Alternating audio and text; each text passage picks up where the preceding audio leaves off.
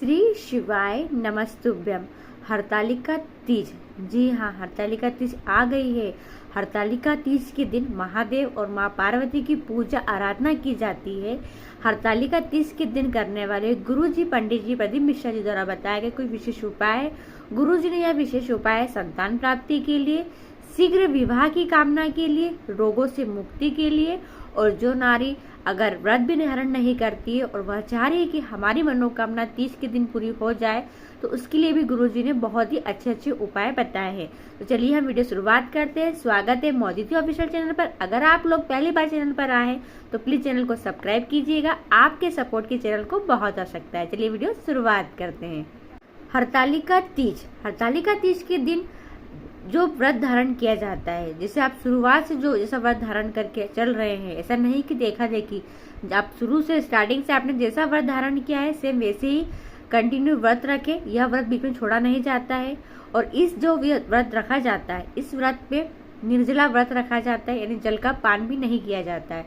पर जो नारी गर्भवती हो या रोगीला शरीर हो गया है, कोई रोग है, कोई बीमारी है, तकलीफ है, तो फिर आप कुछ न कुछ सेवन कर सकते हैं, जल का पान भी कर सकते हैं।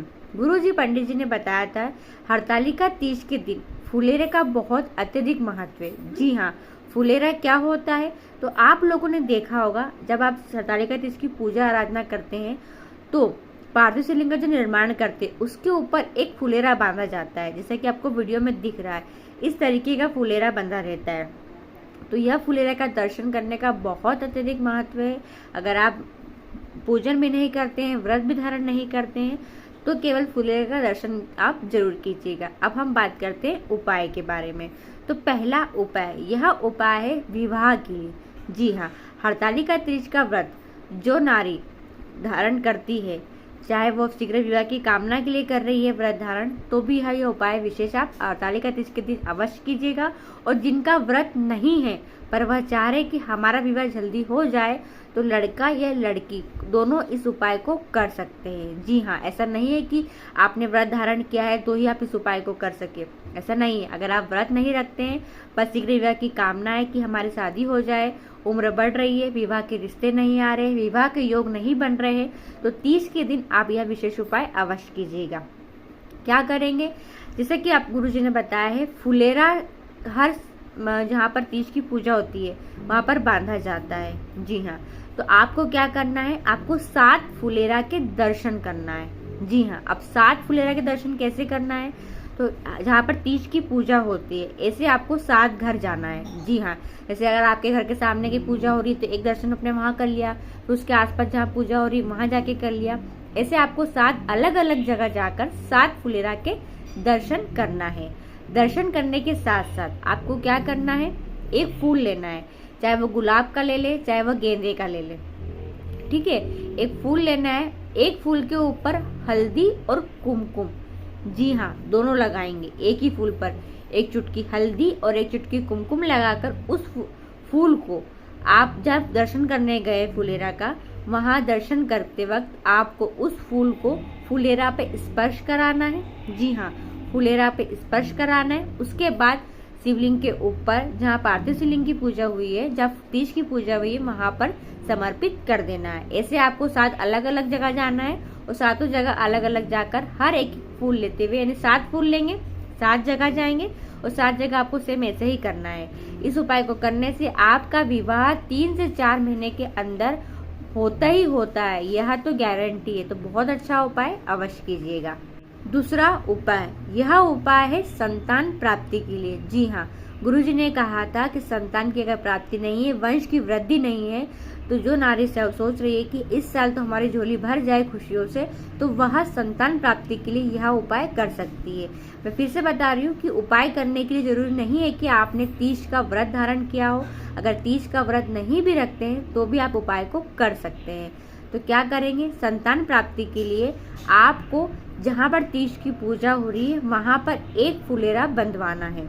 जी हाँ, अब फुलेरा कैसे बनाए, तो इस बार भी वीडियो बनाऊंगी मैं कि फुलेरा कैसे तैयार किया जाए। वैसे मार्केट में बना हुआ फुलेरा मिल जाता है आपको, तो वह फुलेरा आप ले आए, परचेस करके खरीद कर ले आए, तो फुलेरा बंधवा दे जहाँ पर तीज की पूजा होती है। पर अगर तीज की जहाँ पूजा हो रही है और पहले से फुलेरा बंधा हुआ है तो फिर आप क्या करेंगे? तो गुरुजी ने कहा है अगर फुलेरा पहले से बंधा हुआ है तो आप क्या करें, एक फूल ले और उस फूल पर हल्दी और कुमकुम, जी हाँ, गेंदे का फूल लिया अपन ने, उस पर हल्दी और कुमकुम लगा ले और उस फूल को फुलेरा पर स्पर्श कराए और फिर शिवलिंग पर समर्पित कर दे। तीज की पूजा जहाँ हो रही है बाबा के ऊपर समर्पित कर दे। समर्पित करते समय आपको प्रार्थना कैसी करनी है? तो आपको ऐसा कहना है कि हे बाबा, जैसे फुलेरा मैंने इस बार बंधवाया है वैसे ही मैं आगे साल तक फुलेरा बंधवाऊंगी और मेरी झोली में नन्ना मुन्ना होना चाहिए गोदी में, और उस नन्हे मुन्ने को गोदी में रखकर फिर मैं आपकी पूजा कर सकूं और आपको फूल समर्पित कर सकूं। यानी संतान प्राप्ति की दिल से आपको कामना करना है बाबा से और फूल को समर्पित कर देना है। ये विशेष उपाय संतान प्राप्ति के लिए। तीसरा उपाय, यह उपाय है रोगों से मुक्ति प्राप्त करने के लिए। जी हाँ, बड़ी से बड़ी बीमारी हो गई है या कोई बीमारी है, रोग है, आपको कष्ट है शरीर में और आप चाह रहे हैं कि यह रोग बीमारी दूर हो जाए, ऐसा नहीं आपने उपाय नहीं किए, उपाय तो बहुत किए, पर इस बार तीज है और तीज के दिन आपको महादेव और माँ पार्वती दोनों से एक साथ प्रार्थना करने का दिन है। तो क्या करना है आपको? जहाँ पर भी तीज की पूजा हो रही है, जी हाँ, जहाँ पर भी तीज की पूजा हो रही है वहां जाकर केवल एक बेलपत्री आपको उस हरतालिका तीज का जो पाटा लगता है वहां पर आपको समर्पित कर देना है और अपनी जो भी बीमारी है, तकलीफ है, बाबा से कह देना है। बस इतना सा यह उपाय है। चौथा उपाय, यह उपाय जो महिलाएं व्रत धारण नहीं करती है, जी हाँ, यह विशेष उपाय उन्हीं के लिए है कि जो व्रत धारण नहीं करती है पर इच्छा होती है कि हम भी व्रत रखें, पर किसी कारणवश व्रत नहीं रख पाती, घर में नवद, कुछ के घर में आठ रहती है, ऐठन रहती है, तो वो व्यक्ति नहीं रख पाता है तीज का व्रत, कोई बात नहीं। पर अगर महिला चाह रही है कि मेरा व्रत नहीं है, फिर मेरी ये मनोकामना जो वो बाबा से कहना चाह रही है, माँ पार्वती से कहना चाह रही है, तो गुरुजी ने कहा है आपको किसी भी वृक्ष की 7 पत्तियां लेना है, जी हाँ, या फिर आप 5 भी ले सकते हैं, 5 या 7 पत्ती किसी भी वृक्ष की ले ले, पर वह अलग अलग होना चाहिए। ऐसा नहीं कि एक ही वृक्ष की तोड़ ली, अलग अलग, आम की पत्ती या फिर बेल पत्ती, जाम की पत्ती, ऐसे आपको 7 अलग अलग वृक्ष की पत्तियां ले लेना है।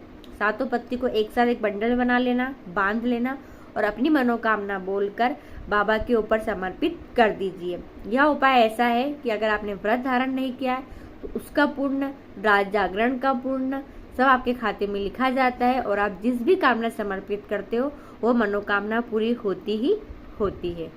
अब हम बात करते हैं सबसे विशेष बात के बारे में कि हरतालिका तीज कब है, क्योंकि सब लोग कह रहे हैं कि रविवार की है, कुछ लोग कह रहे हैं सोमवार की है, बहुत कंफ्यूजन हो रहा है।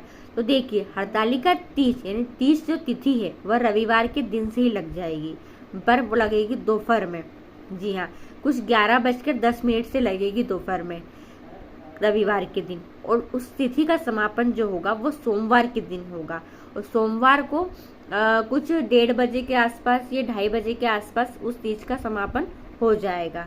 पर हम हमेशा उदय तिथि मानते हैं, यानी जो सुबह की तिथि मानते हैं।